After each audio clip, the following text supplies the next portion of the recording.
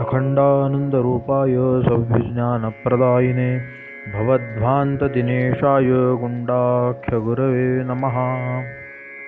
पसायदान भाग 4। सद्गुरु ज्ञानेश्वर महाराज की जय। किंबहुना तुमचे केले हे धर्मकीर्तन सिद्धी गेले, तेथे माझे जी उरले पायिकपण। मानवी जीवनाची इति कर्तव्यता जर काही असेल तर बद्ध असणाऱ्या मानवी जीवनातून मुक्त असणाऱ्या संत जीवनाकडे वाटचाल करून त्या मुक्तावस्थेला प्राप्त होणे। यच्चयावत मनुष्य केवळ आणि केवळ नित्यसुखाची इच्छा करतो, तद्व्यतिरिक्त कशाचीही मागणी त्याच्या अंतःकरणात नसते। आनंदाच्या प्राप्तीकरिता तो भ्रामकपणे विषयाच्या मागे धावतो। तो काही अल्पसुखासाठी नाही, त्यास हवे असते ते नित्यसुख, ज्यात कधीही उणेपणा येणार नाही, जे कधीही नष्ट होणार नाही असे नित्य निरामय परिपूर्ण असणारा परब्रह्मच परमात्माच एकमेव सत्य असून आनंदरूप आहे। त्याच्या दृढ अपरोक्ष ज्ञाना वाचून नित्य असणाऱ्या आनंदाची प्राप्ती नाही हा सत्य सिद्धांत आहे। परंतु या ठिकाणी शंकाशी निर्माण होते की सर्वजण विषयाची इच्छा करतात ना की परब्रह्मस्वरूप ज्ञानाची आणि त्याच्या प्राप्तीतून याची। ते कसे? यावर उत्तर असे की विषयाच्या प्राप्तीतून जर सुख आनंद मिळाला असता तर तो मनुष्य पुन्हा दुसऱ्या विषयाच्या मागे धावला नसता। अर्थात विषयापासून होणारे सुख हे भंग पावते म्हणून त्यास नित्यसुख मिळत नाही। तसेही विषय हे आनंदरूप नाहीतच, त्याच्यापासून आनंद प्राप्ती संभवत नाही। परंतु व्यावहारिक अनुभव तर विषयापासून सुखाचा आहे। जगतात केवळ आणि केवळ एक ब्रह्म हेच निरतिशय आनंदरूप आहे। तेच ब्रह्म वा ब्रह्मचैतन्य या स्थूल शरीर संघाताच्या अंतःकरणात प्रतिबिंबित होऊन कूटस्थ चैतन्य म्हणून स्थित आहे। तोच सर्वांच्या हृदयदेशी असणारा परमात्मा, त्यासच आपण साक्षी असे म्हणतो। ज्यावेळी मनुष्यास विषयप्राप्ती होते त्यावेळी त्याची अंतःकरण वृत्ती अंतर्मुख होऊन अंतःकरणात असणाऱ्या आनंदरूप कूटस्थ चैतन्याचे त्याच्या वृत्तीत भान होते व त्यास आनंद होतो।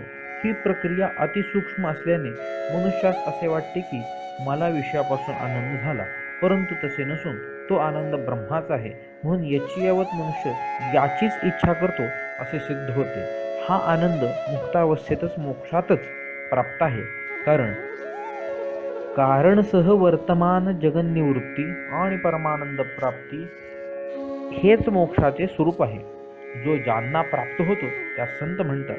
म्हणून बद्ध असणाऱ्या मानवी जीवनाची कृतार्थता संत जीवनात येऊन पूर्ण होते, म्हणजे जीव ब्रह्मैक्य ज्ञानाने होते असे म्हणणे योग्य वाटते। त्या संत जीवनाचा आधार व त्याच्या प्राप्तीचे साधन धर्म हा आहे। श्रोत्रिय ब्रह्मनिष्ठ दयाळू सद्गुरूंच्या उपदेशाने हे ज्ञान हा बोध होतो यात शंका नाही। मौलींनी यास प्रमाण म्हणून सांप्रदाय महिमा ज्ञानेश्वरीत वर्णन केला आहे तो तेथे पहावा। असा जीव ब्रह्मात्मैक्य बोध प्राप्ती करता शिष्याचा जो सेवा धर्म, शिष्याचा जो गुरुप्रती कीर्तन धर्म आहे तो ज्ञानोत्तर भक्तीतही परिणित होऊन जशास तसे स्वरूप धारण करून राहतो व धर्मकीर्तन असा नामधारी होतो। असे वरील ओवीत तेथे माझे जी उरले यावरून येते। महाराज म्हणतात, हे धर्मकीर्तन करून माझे काय राहिले आहे, माझे काय आहे? तर महाराज ठामपणे सांगतात, माझे फक्त आणि फक्त पायिकपण उरले आहे। ही तर भक्तीची पराकाष्ठा झाली। सद्गुरूंच्या विषयी ज्ञानोबारायांच्या अंतःकरणात असा सत्यभाव तोही विश्वातील एक अत्युच्च कर्म करूनही आहे, त्याने तो सद्गुरू प्रसन्न नाही का होणार, काही नाही का देणार हा प्रश्नच उद्भवू नये। कारण करुणाघन असणाऱ्या सद्गुरूंचा संतांचा दान करण्याचाच स्वभाव असतो हे सर्व विदित आहे। त्यामुळे ज्ञानेश्वर महाराज सद्गुरूंच्या अत्यंत प्रसन्न मुद्रेच्या संकेतानुसार सद्गुरू आज्ञेने जे धर्मकीर्तन उपरांत मागत आहे त्यासच पसायदान ज्ञानेश्वरांनी म्हटले आहे। संत ज्ञानेश्वर महाराजांनी काय मागितले असेल याचा विचार करू गेलो तर सामान्य मानवी बुद्धीच्या कक्षा कितीही रुंदावल्या तरी त्यात पूर्णतया न सामावणारी मानवी जीवन अधिक उन्नत करीत संत जीवनात पोचवणारी मागणी विश्वातील सर्व भूत मात्रासाठी मागितली असून त्यात मानवी जीवन उत्तुंग, उदात्त, परिपूर्ण, समाधानी करण्याचा स्वतंत्र मार्गच आहे. त्या धर्माचे कीर्तन आहे असे म्हणता येईल. माऊलींनी पसायदानात काय मागितले याचे उत्तर हवे असल्यास त्याच्या अर्थाची चिकित्सा करणे महत्त्वाचे ठरते. अहो, आम्हास पसायदान माहिती आहे.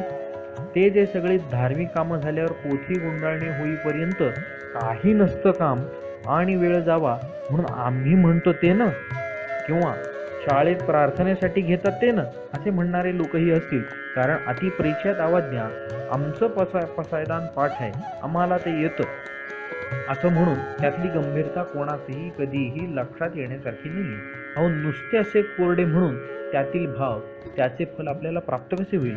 त्यासाठी सद्भावयुक्त अंतःकरण असून पठण श्रवण करीत अर्थज्ञान करून जीव ब्रह्मात्मैक्य साधून आनंदरूप होता येईल. जर सद्भाव नसेल तर अमूल्याची उपेक्षा करण्याचा दोष पदरात पडतो.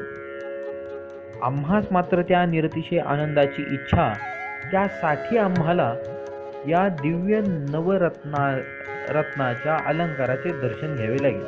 म्हणजे आम्हास त्याच्या अर्थज्ञानासाठी श्रद्धेने प्रयुक्त व्हावे लागेल हे निश्चित आहे.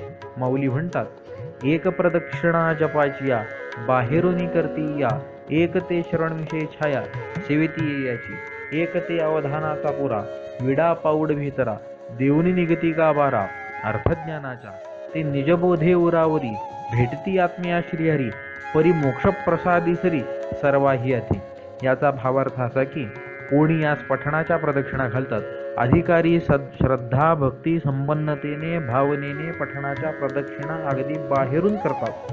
कित्येक श्रवणाच्या निमित्ताने याच्या छायेत बसतात. तसेच संतांच्या मुखातून आपापतः श्रवण करून येथे विसवून सुखी होतात.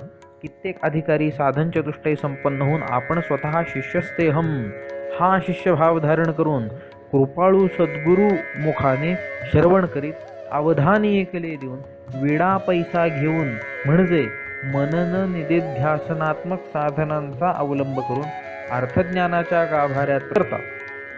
ते अधिकारी अर्थज्ञानाने आत्मरूप परब्रह्म श्री प्रभूला उराउरी म्हणजे आत्मा परब्रह्म आहे आणि परब्रह्म हाच आत्मा आहे अशा अभेद भावरूप ओतप्रोत चिंतनाने परस्परास प्रत्यक्ष भेट देतात.